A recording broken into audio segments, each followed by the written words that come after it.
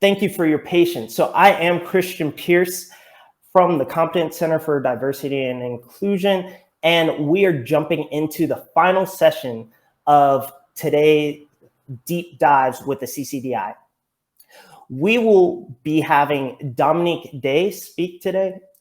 It will be a pre-recorded session, and I'll get into the details of that in a minute. But first, I want to introduce Dominique.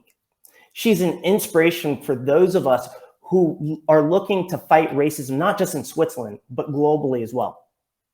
She is a racial justice accelerator for organizations, institutions, and individuals, and leads Daylight, which is a justice advocacy platform that uses training, research, mapping, and advocacy to help build intersectional racial justice globally.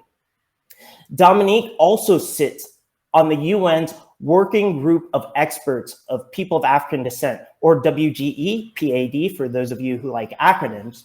And that is a fact-finding body mandated by the UN Human Rights Council to investigate and report on the situation of people of African descent globally. So in January, they were just here in Switzerland, which is why this is extremely relevant. And later on this year, the final report will be released about Switzerland. But getting back to Dominique, she is also a member of the 2020 to 2022 Global Future Council on Human Rights at the World Economic Forum, or if you use acronyms, WEF. Her policy and capacity building work focuses heavily on racial justice. She is a civil rights and human rights attorney with extensive criminal and civil litigation and policy experience on behalf of individuals and communities of the Black diaspora, including in post-conflict and transitional states.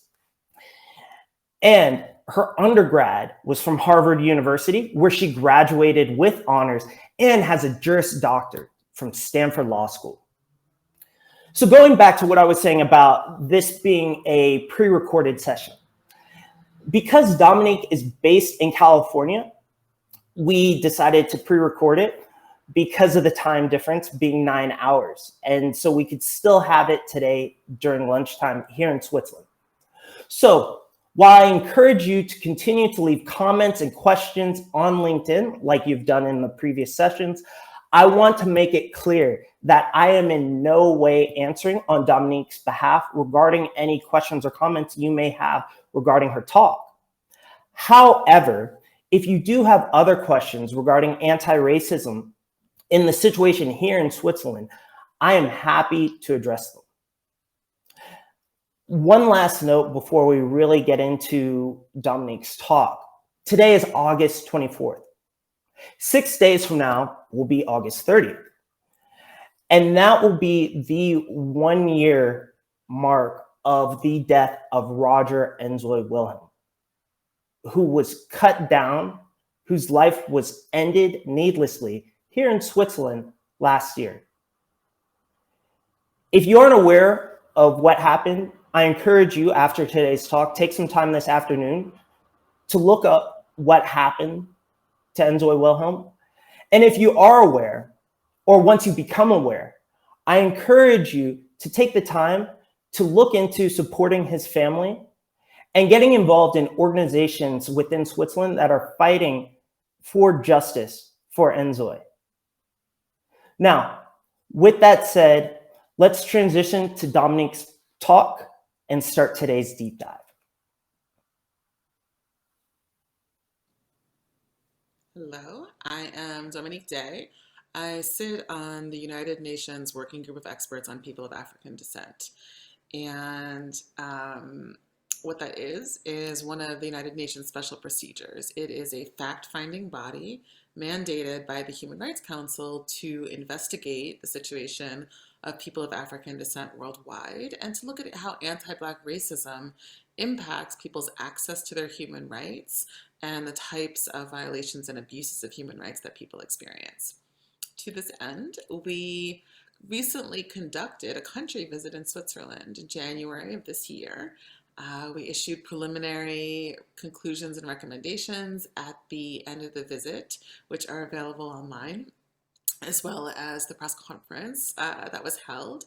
And we will issue a final report in just a few weeks to the Human Rights Council, which will be publicly available for your review. There will also be an interactive dialogue in the council about the report.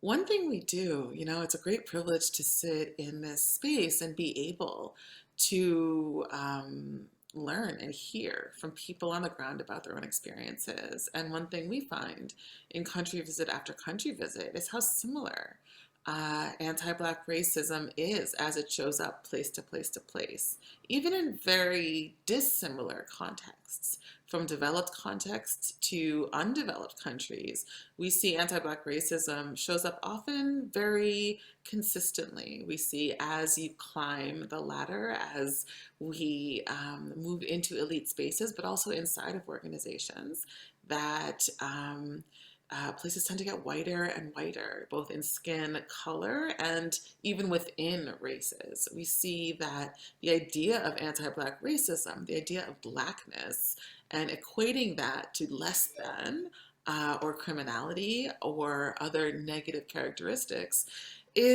remains very alive, even as we've outlawed things like enslavement. We see that on some level, the social construct of race and racism has always imparted a set of values that creates credibility, excellence, benefit of the doubt associated with whiteness, and all of the opposite traits, negative traits associated with Blackness. And we see negative racial stereotypes persist. We even see, and we saw this in Switzerland, that credibility itself is racialized, that the importance of having a white witness, the importance of having a white sponsor for people of African descent seeking to start organizations, register for certain things, be believed in front of the police, these hallmarks of credibility often relied on your proximity to whiteness, on a racial association that could neutralize or counter the lack of credibility society is giving to people by virtue of the color of their skin. Now, this isn't only in Switzerland, right? And we understand that there's a historical root of this. This is a transnational reality, and there's a reason it shows up similarly place to place. When we look at the foundation of our modern global economy, we're looking at colonialism and the trade and trafficking in enslaved Africans and the staggering profits that created, the staggering opportunities, wealth opportunities that created, and the ways in which racial atrocity was normalized in order to make that happen. The ways that communities, individuals, and institutions cooperated, normalizing racial atrocity, habituating communities to violence, lack of opportunity, and persistent injustice against people of African descent, and the ways these institutions often cooperated to make this an airtight alibi for inhumanity, an airtight alibi for injustice. So this is historical. It's woven into our very modern global economy. It's woven into the fabric of our countries. And as I said, it's not coincidental that it looks very similar country to country to country, because the ways we exported white supremacy to justify using Black bodies as labor, to justify the position of whiteness as leadership, to justify the constant exploitation of the intellectual property, the innovation, the families, the bodies, the lands, the resources of people of African descent. This was a central moment in the development of our modern global economy. Not an essential moment, right? What we've seen is tremendous technological leaps forward the moment these sort of exploitative conditions were removed, right? The things that they were working enslaved people to death every 5 to 7 years to do, right? To grow sugar, to create sugar as a commercial product required at the time working people to death every 5 to 7 years. At the end of enslavement, as these things became outlawed or no longer practicable, or we saw changes both legislatively and in social mindset, we also saw technological innovation that has more than made up for it. Not a single one of us has to struggle to put coffee in our tea these days. So the trade and trafficking in enslaved Africans and colonialism created some of the networks and relationships of both white supremacy and the perceptions around white leadership that persist today. And we can see them in our governments. We can see them in countries where people of African descent remain minoritized. And we can also see them in the treatment of present day migrants, right? The difference, for example, you're seeing with those fleeing Ukraine, with the 7 million refugees who poured into Europe in less than a year, versus the treatment of migrants fleeing Africa, often under very similar conditions, if not worse, who have been greeted in hostile manner by European countries, and who've also been subject to openly inhumane tactics, including pushing them back into the sea, failures to rescue, pervasive failures to embrace our obligations under international law and under the Refugee Act. So these differences technically don't have any basis in law. We don't have a law that applies to one race or another. We don't have workplace conditions that specify racial difference, and yet we see how our social conditioning around the expectations that race connotes, how our social conditioning offers guidance to people, a guidance that's actually passed on almost as though through mother's milk, a guidance that doesn't rely on the everyday statement of institutional racism, but that instead leverages the social conditioning of race, a social conditioning that comes in the media, a social conditioning that comes in our educational system, a social conditioning that comes in our society, where the use of sometimes even humor and gameplay, the use of blackface, habituates us to this idea that people of African descent are less than human, are subject to different rules and different kinds of respect, can ultimately be treated as unworthy of respect and laughed at, and therefore maybe also unworthy of the kind of respect that means you can't commit wanton violence. So the violence we see sometimes from the police is mirrored by the social violence of blackface, by the social violence of games that we heard about during our country visit, like Who's Afraid of the Black Man, that reportedly originates in the Middle Ages, in the plague of the Middle Ages, and yet has imported all of the context and the preconceived understandings of race that children have today as their teachers conduct games like this. So when we talk about race as a social construct, we're talking about some of the most powerful forces in our society. The economy is a social construct. Education is a social construct. The market is a social construct. And these things run our lives. These things offer us structure, urgency, and agency that is perhaps more powerful than even our biological constructs. The urge to have children, the urge to rest when we are sick or when we are tired. A lot of us push through in those situations. And some of that is the recognition that our social constructs have actually more power than our biological constructs, than our biological needs and realities. Well, you might ask, right, what does this have to do with the workplace, and what does this have to do with Switzerland? Switzerland did not traffic in slaves. Switzerland did not was not a direct colonizer. Switzerland had no part in this, right? Switzerland is famous for its neutrality. Well, you know, neutrality is not necessarily innocence, right? Neutrality is something that we can wield. We can wield it for profit. We can wield it for power. We can wield it for position. Although Switzerland was never a colonial power, it played a significant role in several aspects of the transatlantic triangular trade and trafficking in enslaved Africans between the 16th and 19th century.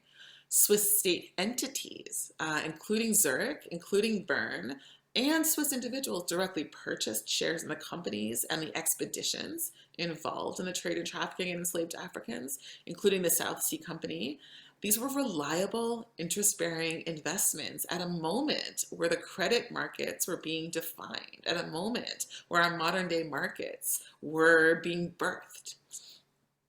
Swiss banks reportedly owned as much as a third of the Compagnie des Indes, the French company that had a monopoly over West African trade and enslaved Africans. Swiss trading houses financed and did business with slave traders. In Switzerland, and one of these, the very popular one in 1896, you'll see posters still, had held highly popular human zoos accompanied by cultural devices, including the dissemination of colonial iconography. That's from a report recently released in Geneva on the cooperation of Switzerland in racist public monuments and colonial monuments. These were held in up until the 20th century in Switzerland. So Swiss bankers, merchants, insurers, and military invested in colonial societies, engaged in the transatlantic trade, enslaved, and participated in expeditions and repressions of revolts. Now, it's not just this, right? Because we have a trade in which Black bodies, technological innovation, intellectual property are all being sent to the Americas, and raw materials are being sent back to Europe. And we have the creation of luxury products. The Swiss also imported quantities of cotton and coffee and cocoa, available at rates reflecting extractive colonial and slave labor conditions. Artificially favorable market conditions also enable the developments of raw materials into luxury goods, honing processes to a level of quality that defines markets today for chocolate, for coffee, and more. Switzerland built wealth, opportunity, and technological dominance while catalyzing a transnational industrial revolution entirely reliant on extraction, exploitation, systematic violence, deceit, and legalized racism. And in this market, in this contrived global market where enslaved labor and ongoing monopolistic control of colonized natural resources was a policy priority for governments, Switzerland's wealth and stability leveraged these favorable conditions to exploit escalating profit opportunities. Yet, at the same time, right, and as we see in a migrant crisis that continues to this moment, these conditions promoted instability in the very regions producing the essential goods that Switzerland was importing and that the trade and trafficking in enslaved Africans was leveraging, often to maintain a supply of enslaved Black folk. These conditions of instability persist today. They have widened the gap between Europe and the global South, and the asymmetric extraction of raw materials from colonized spaces, the adoption of monoculture policies and demand-driven agricultural policy and other policy, and the denial and suppression of technologies of production, refinement, marketing, and sales in the global South. All of these were normalized, right? So you have a country that was not as centrally involved in the trade and trafficking of enslaved Africans, and yet the wealth, the stability, and the success of this country has been highly correlated to its actions to build wealth, build markets, and leverage favorable markets, including leveraging the development of a market itself, right, as traders and banking houses in the period of enslavement and colonialism. So recognizing the power, the wealth, the profit associated with Swiss participation in the trade and trafficking in enslaved Africans, and of the cooperation of the Swiss public institutions, including the courts,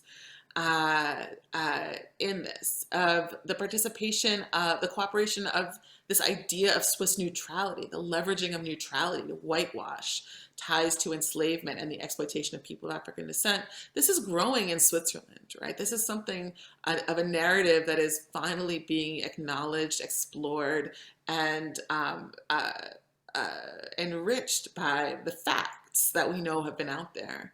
National and private archives show that in every region, Swiss families were accumulating fortune. via the triangular trade and the sale of black bodies. And Alfred Escher, one of the founders of Switzerland, is no exception to this. So we have a rich history, right? We have a rich history that is filled with connections to the core events of anti-Black racism. But we also found during our visit a really rich culture of denial, right? So the ways that humor may be racialized was denied, although the understandings of race in Switzerland are not so different from anywhere else in the global north. The operation of criminal justice and the um, episodes of police brutality, police killings of young Black men, and abuse of authority by police against Black folk were a familiar refrain that we also hear in other countries in Europe, in the Americas.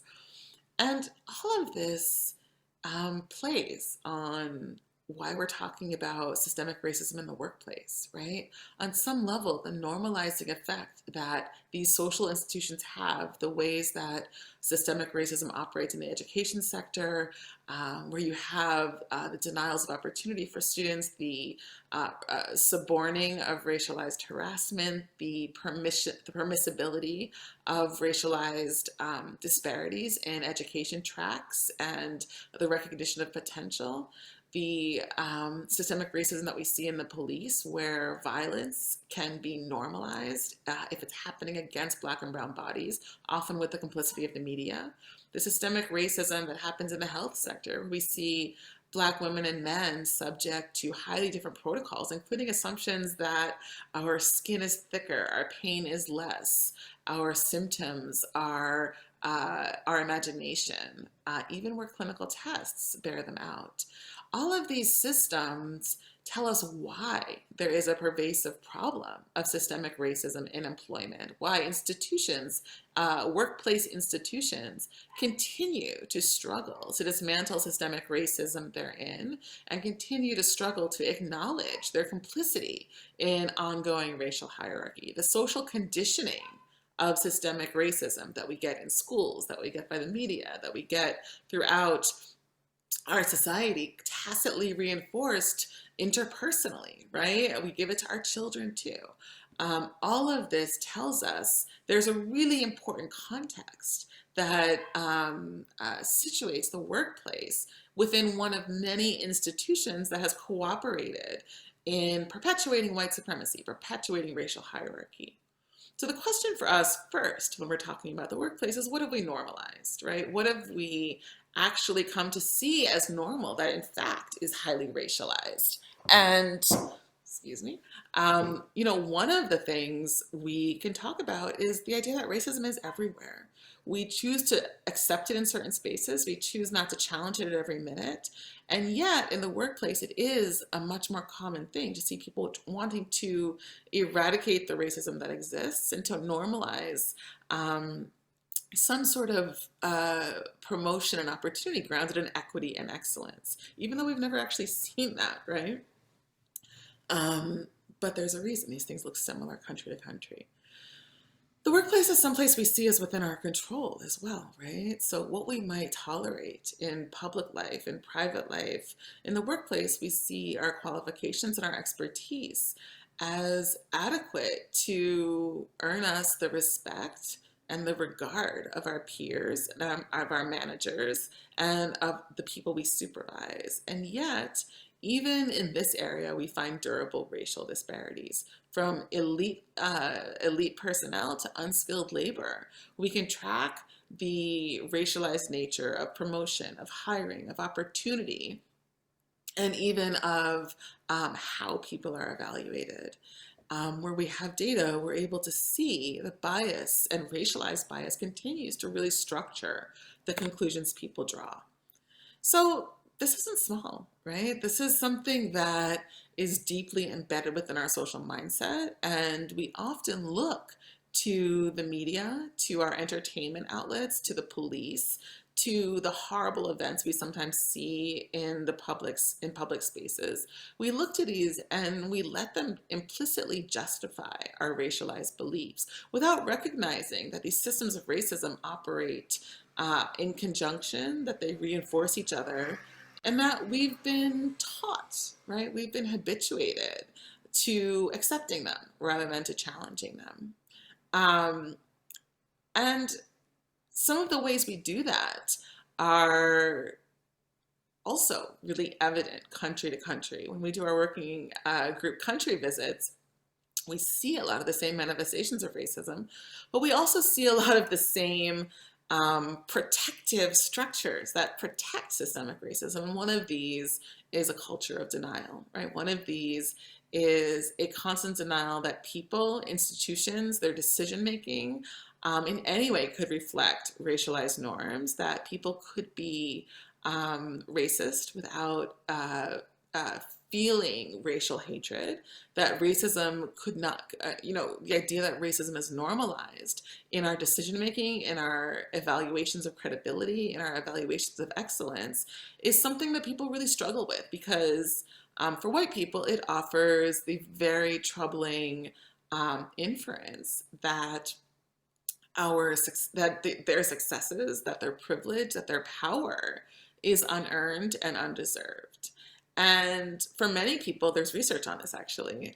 For many people, that's so psychologically devastating. To confront it is not even a possibility.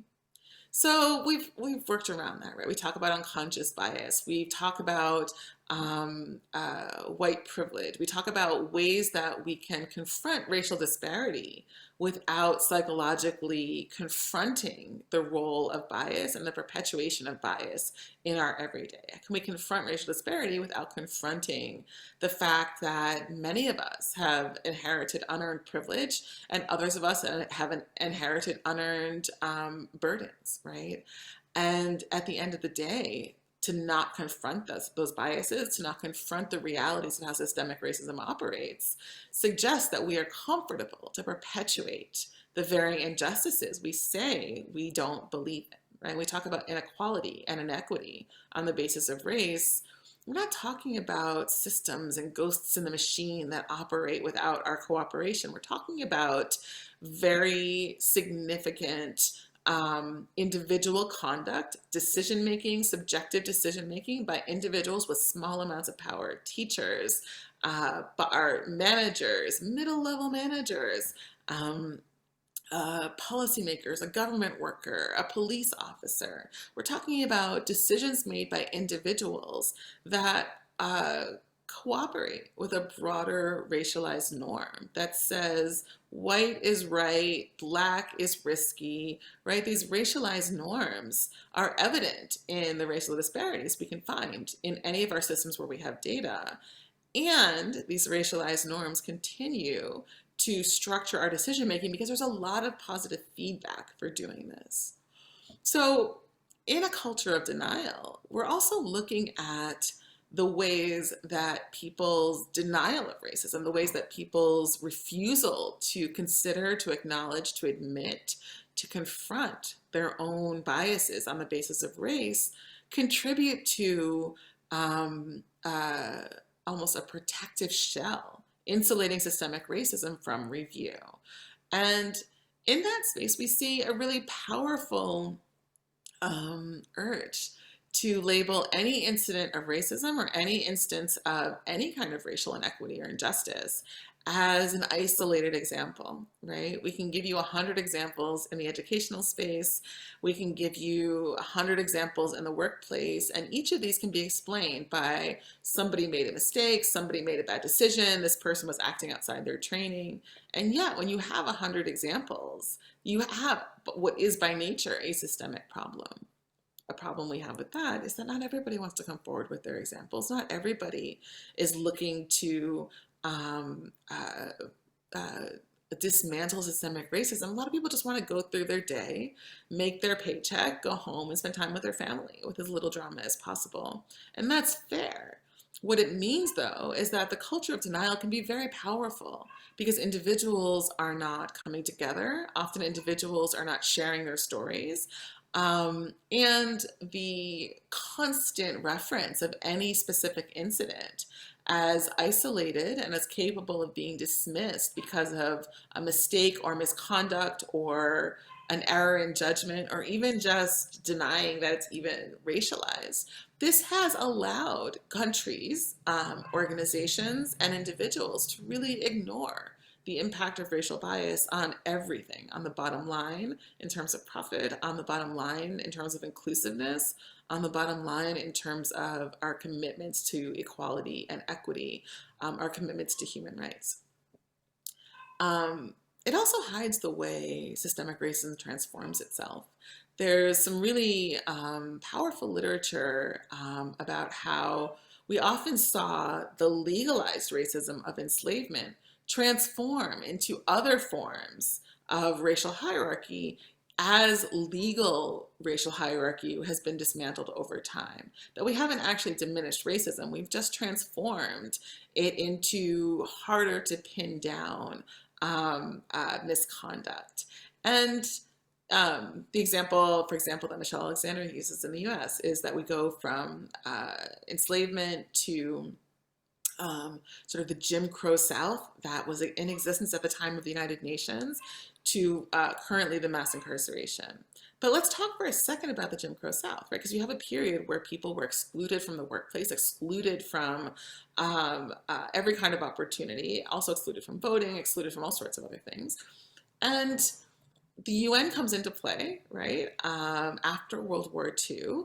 And one of the first things that happens is that Black Americans, Americans of African descent, come to the UN and say, this is against the Universal Declaration of Human Rights. This is in law. We are entitled to less. We are facing violence and lynching. We are facing durable racial inequality. And this is exactly what the United Nations is seeking to prevent.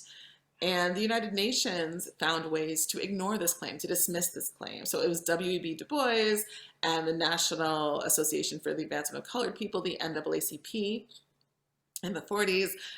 We saw an approach to ECOSOC. We saw Malcolm X try to go in the 60s. In each of these examples, the United Nations itself has refused to move in and stand up for its own, the statements of its own founding document, the Charter, but also the Universal Declaration of Human Rights. And that tells us something, right? The perpetuation of racial hierarchy has always been transnational, has always required the cooperation of certain countries with significant geopolitical power, privilege, and agency, and has never been solely the province of one country. The pure principles, the pure language that brought the United Nations into Switzerland, that asks them to defend human rights, was very comfortable to push aside the rights of Americans of African descent for almost 40 years. We did see in 2020 an urgent debate in the Council, which was asked for almost 50 years before by Malcolm X. And of course, that's amazing and new. And at the same time, this cooperation in racial hierarchy has never recognized a border because it didn't start out as a bordered concept.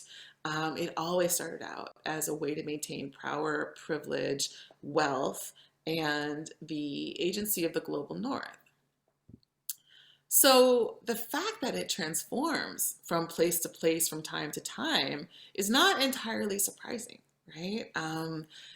It was never about enslaving people. It was always about power, privilege, and wealth. And to eradicate it is a little bit like that arcade game called Whack-A-Mole. I don't know what you might call it in Switzerland, but if you go to the arcade in the US, you'll see a little mole come up out of a hole and you have to whack it down. And then as that happens, there's another one here and another one here. And it's like your finger in the dam, as now we're using a lot of different metaphors. But as you stem one problem, another one pops up. It transforms and it looks different and it persists in different forms and in different places, and requires a level of persistence to unravel it that is as deep and as strong as the ways systemic racism was constructed to facilitate this growing economic exploitation. The thing is, though, right? Individual claims, right? Individual claims of racialized injustice and inequity do signal a systemic problem, and they will transform once solved. They will transform uh, every time we close one avenue of systemic racism until we've dismantled the ways that we equate excellence and value with white supremacy, until we dismantle the legacies of the trade and trafficking of enslaved Africans and colonialism. And those legacies are something we're living with today, and we can measure them where we have data. We also have a pervasive problem, including in Switzerland, of countries not keeping data disaggregated by race, which leaves them unable to truly cognize, comprehend, and address this problem. So, what tools exist, right? Because I can certainly describe the problem, but some of us need to know, okay, but what do we do next? How do we actually start making things better? How do we address the systemic racism that we're experiencing in the workplace today? I mean, number one, I will say this, this is not a new problem, right? And so the work that you put in is important work and may not be fully resolved in your lifetime. I'm African American, I live in the United States, and a lot of us, you struggle as a component of our identity, that it is something that's been handed down to us, that like it or not, our ability to struggle, our ability to survive has actually defined Black life and can be a source of strength. Right? But we also have a lot of concrete problem solving tools at our fingertips that can be useful here. Audit is a tool, right? We understand when systems are broken, we audit them. We find the drivers of the misconduct, we find the drivers of the problem, and we address those specifically and directly. Racial equity audits can help isolate problem areas, define specific ways that systemic racism shows up, and offer clear directions for solution, offer clear opportunities to solve the problem rather than deny it or perpetuate it. And for us, this is what our country fact finding visits do at a very high level. We do a huge amount of fact finding over a couple of weeks to really unearth certain areas that may be familiar to all involved so they can understand how racism shows up, how this is in fact an episode of systemic racism that can then serve as a guidance of how to really approach a problem and how to really find solutions. Right? When we start with a common factual context, a common fact pattern, a story, it often gives us this opportunity to find some common brainstorming and decision making and problem solving. Discourse is also a tool. I often on our country visits, I hear a lot of people saying, well, these are the people who are doing something and these are the people who are just talking about it. But talking about it, articulating clear examples of how this problem looks today, refining how we understand systemic racism, broadening how we understand systemic racism, these are important. These are important pieces of recognition and development of specific local alternatives. These are important ways to recognize this discourse. This understanding of racism has always been limited by excluding the people with lived experience of racism, right? If you're not seeing people of African descent at a table talking about racism, you're not having a conversation that is filled with the expertise, the nuance, the complexity, or the realities of racial inequity and racial inequality. So the discourse itself, refining the discourse, building the discourse, broadening the discourse to its true scope and actual magnitude, this is a major tool in understanding how to move forward, how to solve problems, how to redress, how to dismantle systemic racism. And so building the discourse, building the language, understanding what research from elsewhere applies, conducting the research here, these are all ways to actually build the tools to dismantle systemic racism. The discourse creates a lot of space to understand also what dreams are being occulted as systemic racism persists. It gives a lot of space to understand what a real commitment to diversity, to belonging, to inclusion may offer in terms of community, in terms of investment, in terms of creativity, in terms of how we could reimagine success.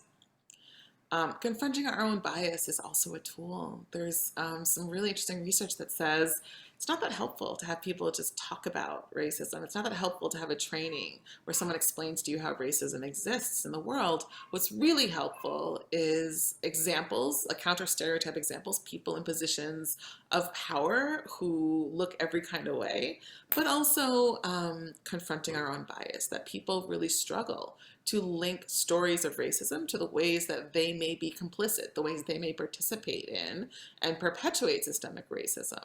So the ways that we can come up with to confront our own bias, to understand what our role and our complicity has been, to understand that our intentions may not be adequate if our impact perpetuates systemic racism. This is also an important tool for dismantling. You'll notice none of these tools are easy or quick, and yet they're really important and really central to the kind of world we want to live in, the kind of world we want to leave for our children. In the workplace, affirmative action and racial targets are a tool, right? People don't like always the words quotas and affirmative action, and understanding a problem is systemic, understanding that it's gone back 400 years to the trade and trafficking in bodies that look like mine, is also giving us some understanding that you need a solution that's systemic. Affirmative action is a form of reparations. Quotas are a form of reparations that say, we literally cannot dismantle a system merely by opening it in a way that is more neutral than it has been, because the ball is already rolling down the hill really fast.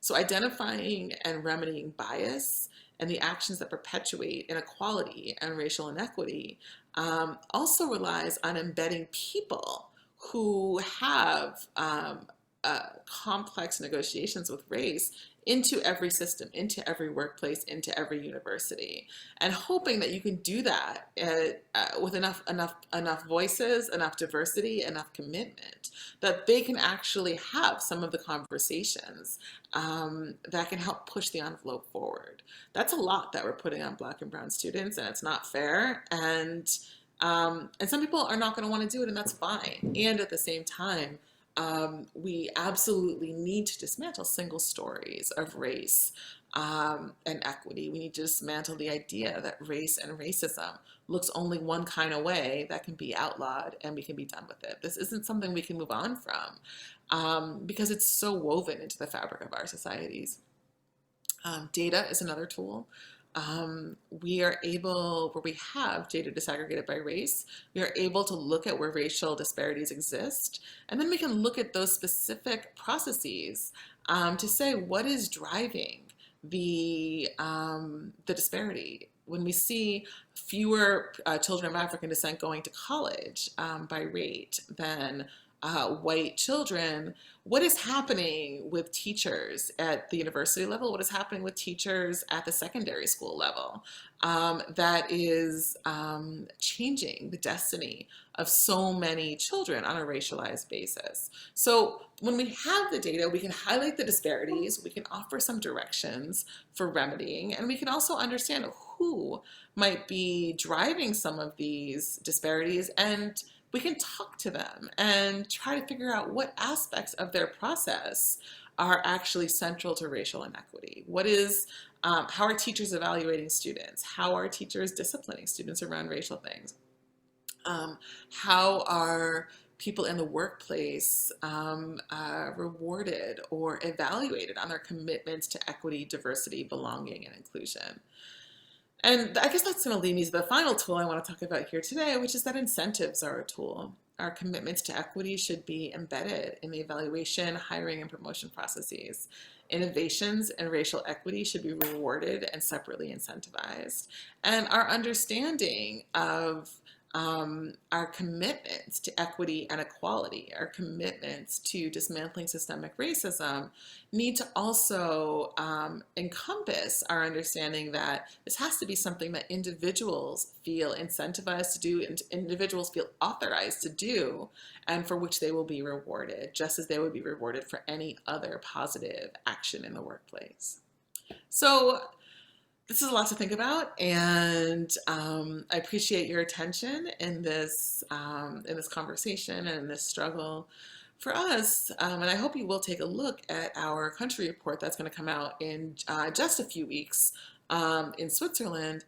For us, we've had this enormous privilege to talk to hundreds and hundreds of people in Switzerland about how systemic racism structures their lives. And the stories we've heard are diverse and varied.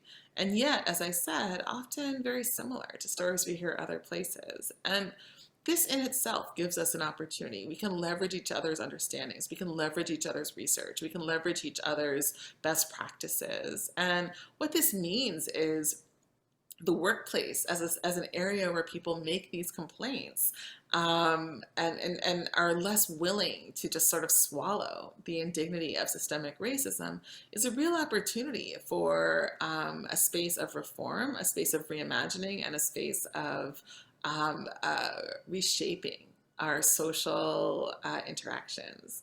So this is a space of great hope and great optimism in my view. I think for us, as we move forward, the tools we've identified, a lot of these are tools uniquely in the hands of university students, building a discourse, understanding its local application, holding our lawmakers, our policymakers, our decision makers accountable to all of us, and really being able to point out and articulate how racial inequity continues to structure both decision making and opportunity. These are areas that can really make a difference. I wish you all the luck in the world. I wish I could be there to join you in conversation right now. But I also have a lot of hope, and this is a space that I keep watching because it is the voices of youth, it is the disinterest of youth in being in a world that is so heavily structured by inequity. It is the ways that younger voices have changed conversations already, which has been dramatically evident over the last 10 years, that really suggests that dismantling systemic racism is not only possible, but it's necessary. So all the best, and I'll keep an eye out for you and everything that is to come.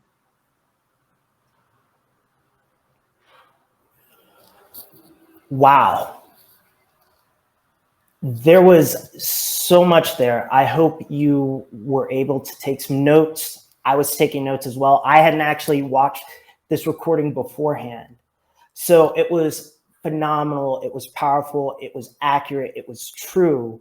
And like some of you have already said, I look forward to seeing this country report as well, because one, it's shedding light on things that the WGEPAD has discovered. But at the same time, these are things that we as a community here in Switzerland can do to fight racism.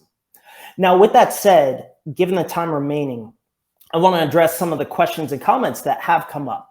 Now, like I said, to reiterate, I am not speaking on Dominique's behalf. I am speaking from my own perspective. Now, that perspective, to add some context, is as an American who has lived in Switzerland for 2 years.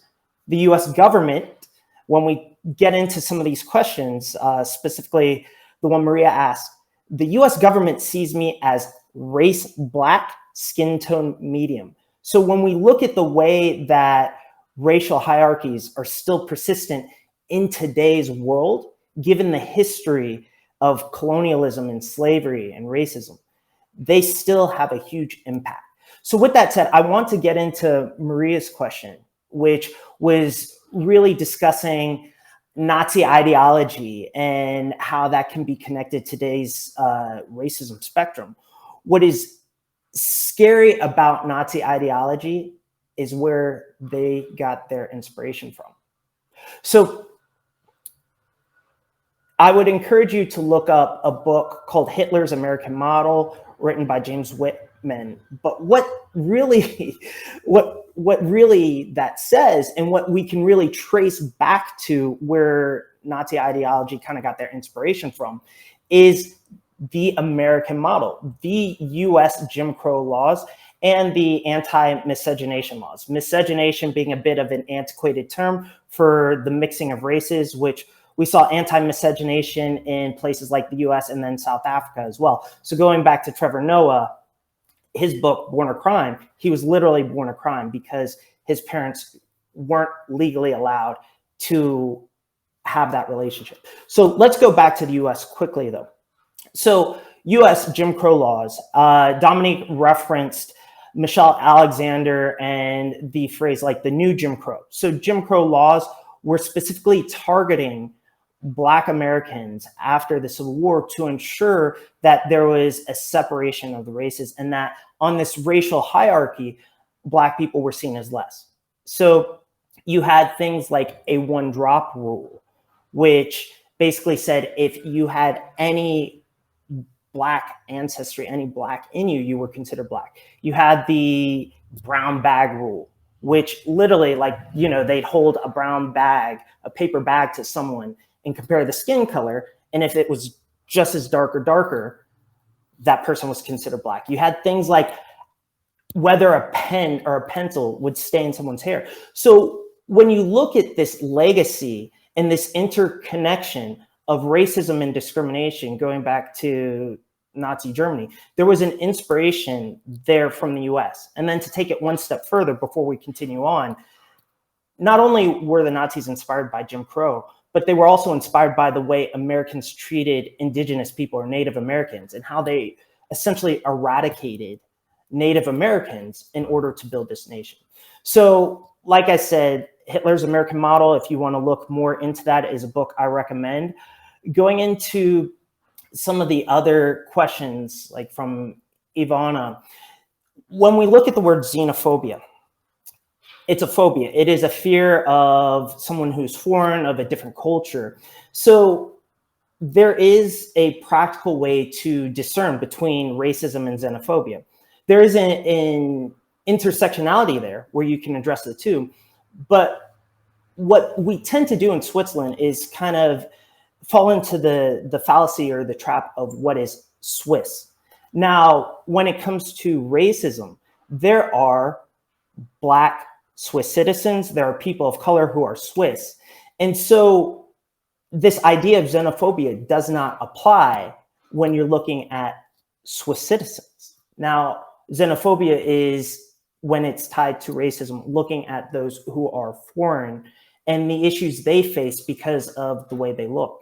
So there's a difference between xenophobia and racism. There is an interconnection there. So what is important in the Swiss context is to ensure that we don't fall into this trap of assuming someone is a foreigner just because of the way they look. And that is what you see oftentimes in situations of racism. Or even if you look at the Swiss Federal Statistical Office, there's usually reports that come out detailing the instances of racism or the perception of significance of racism in society. And it's often intertwined with xenophobia, which does create that confusion. So there are ways to practically distinct between the two. Now, there's a question here, which, you know, do we really have a seat at the table? Dominique, in referencing what she said, is really including people who have lived experiences of racism, including Black people, including people of color, including specifically Black women that research shows face the highest levels of discrimination in workplaces, especially in Switzerland. So creating space, creating a platform, creating a voice for those people is extremely important. Are some organizations doing that authentically? Absolutely. There are definitely some trailblazers in Switzerland, but there's a long way to go for other organizations to even take that step forward and see diversity and inclusion as something much more than just what we're currently dealing with. So looking at diversity and inclusion from a more intersectional perspective and really creating the environment where people have the psychological safety to really speak on their experiences of racism and discrimination in the workplace and be seen as credible, so no gaslighting, and also have their words inculcated and taken into actionable changes that create equity. With Switzerland and audits done on racial identity when it's illegal to collect the data. So yes, on the federal level, it still is. With that said, there are some organizations who are really starting to push for self-identification criteria within the organization. That's very different than a country like the US, where you're kind of assigned, as I said, the US government sees me as race, black, skin tone, medium. Because of the nuances of self-identification criteria within organizations here, there isn't a uniform policy or way to collect data yet within Switzerland, but the organizations who are doing so in a way that ensures the communication to their employees or their team members know that they're doing so to create more equity for underrepresented or marginalized groups within those organizations.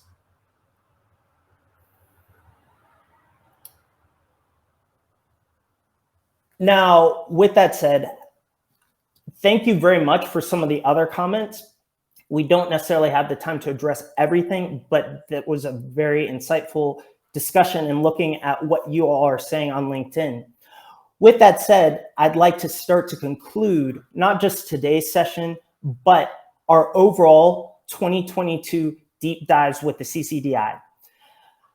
I'd like to really thank Dominique specifically for her work, support, and inspiration, because what she does, not just overall, but on a daily basis, is not an easy task. And we truly appreciate the time, the words, and consideration that you, Dominique, have taken to speak to us today.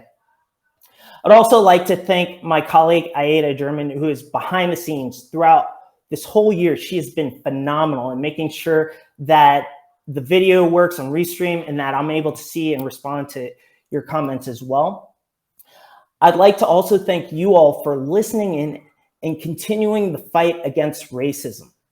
If you're looking for more support as you and your organization focus on anti-racism in Switzerland and the DACH region and globally, contact us at the CCDI. I'm happy to speak with you, continue the dialogue, and let's figure out some concrete ways to fight racism and make the world a more equitable place. Now, with that said, I'd like to remind you as we conclude the deep dives and transition to other events with St. Gallen of two huge things. September 12th through 16th, we have the 6th annual St. Gallen Diversity and Inclusion Week. Between the 12th and the 14th, you can sign up online for those sessions, which are free to attend. And I'd like to specifically highlight Dr. Noemi Michel's talk, which is titled Understanding Racial Burden and Tokenism, a Black feminist critique of Black invisibility and higher education. And then September 16th will be in-person sessions at the university. And then in October, the University of St. Gallen celebrates its Pride Month. Our Pride Month is done in October due to the academic calendar, and so students will be on campus. And if you're around St. Gallen, I highly encourage you to look up some of the events and attend some of those for our Pride Month. With that said, thank you very much for your time. Keep up the fight as we continue to make the world a more equitable place for everyone, and have a phenomenal day. Goodbye.